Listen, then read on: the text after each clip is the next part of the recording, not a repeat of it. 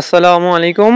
আমি নাহিদ। আজকে আমি দেখাবো আমার গ্রামের আশেপাশের আর কি প্রাকৃতিক দৃশ্যগুলা। তো ভিডিও শুরু করা যাক দেরি না করে।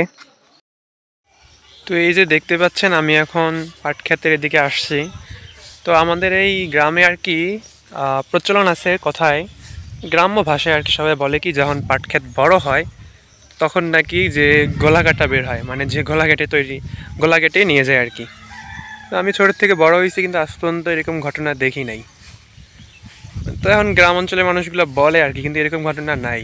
তো যখন এগুলো বড় হয় আর কি, এখন তো তাও একটু ছোটো ছোটো আছে, তখন সবাই একটু ভয় পায়, ভয়ে ভয়ে থাকে চুরির ডাকাতির। এবং দেখেন এই পাশে আছে মরিচ ক্ষেত।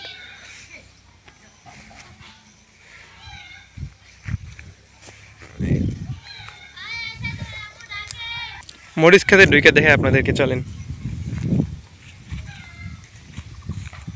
এগুলা মরিচ আর কি চিরা লাগে, তো কালকে থেকে এগুলো ছিটতেছে। শহর থেকে গ্রামে আসলে আর কি এই পরিবেশটাই ভালো লাগে, চারপাশে সবুজ শ্যামল, ঠান্ডা বাতাস, যতই রোদ থাকুক নাকি একটা আলাদা শান্তি লাগে। এই যে এখানে ভুট্টা চাষ করা হয়েছিল, ভুট্টাগুলা সব উঠে ফেলা হয়েছে।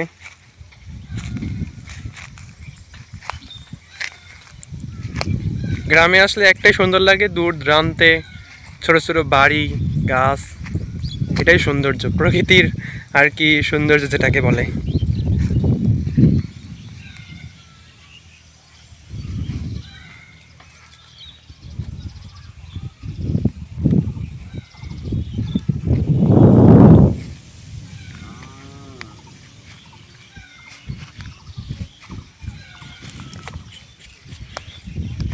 আমরা আগে এখানে ছোটবেলায় কত খেলাধুলা করতাম, এখন তো খেলাধুলা হয় না অত বেশি, সবাই কাজে ব্যস্ত, বড় হয়ে গেছে।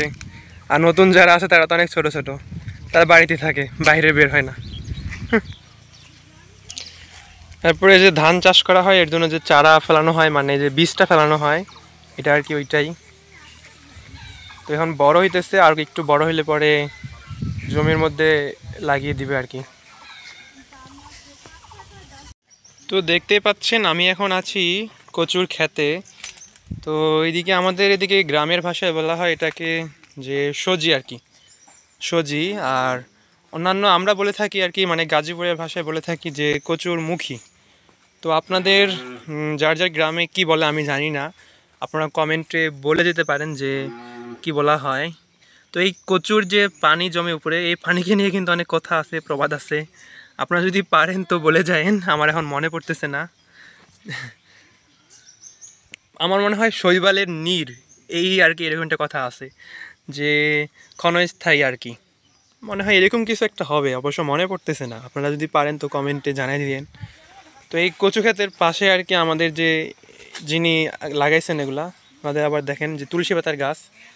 আমি ছোট থেকে আর কি এই তুলসী পাতাগুলো দেখে আসতেছি, এগুলো আর কি অনেক উপকারিতা তুলসী গাছের পাতা, যখনই প্রয়োজন এখান থেকে আর কি আমরা নিয়ে যাই।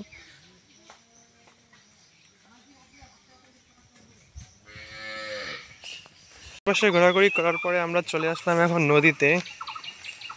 এই নদী বেশ একটা বড় না, এটার যে দৈর্ঘ্যটা বড় কিন্তু প্রস্থটা বেশ একটা বড় না, ছোটই আর কি। তো এই ছোট নদীর নাম হচ্ছে কুরুম নদী। এই নদী আপনার পঞ্চগড়ের দেবীগঞ্জ উপজেলায় আর কি অবস্থিত। তবে এই নদীতে অনেক মাছ হয়, আবার জঙ্গলের মধ্যে সাপও থাকতে পারে, চারপাশে যে জঙ্গল। আমি গতকাল একটা সাপ দেখছিলাম। মাছ আছে, এই যে ছোট ছোট পুঁটি মাছ আর কি, জাল বসানো হয়।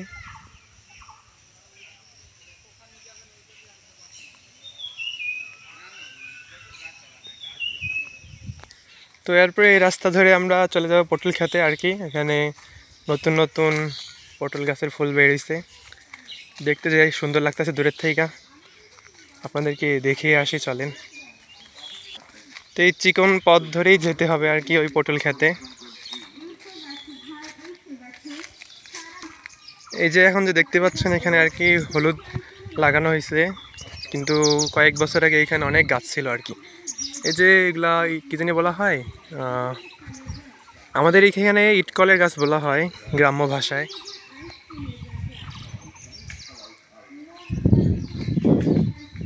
এগুলো সবগুলোতে এখন হলুদ লাগানো হয়েছে। জিনিস দেখায় আর কি, যেখানে আমাদের গ্রামের লোকেরা এই জিনিসটা সব থেকে বেশি খায়। এই যে এটাকে বলা হয় তিতারি শাক আর কি।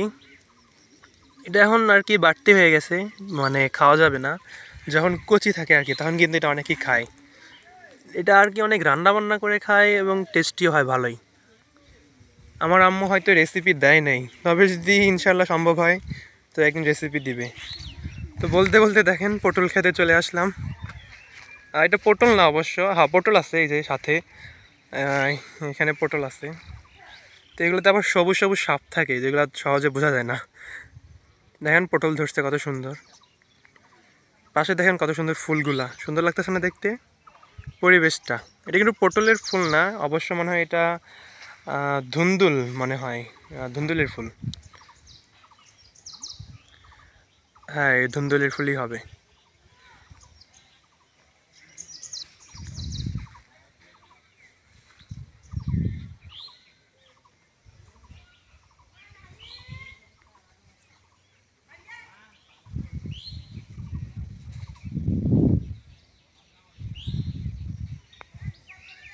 আর যে রোদ উঠছে থাকাই যেতেছে না, বুঝছেন?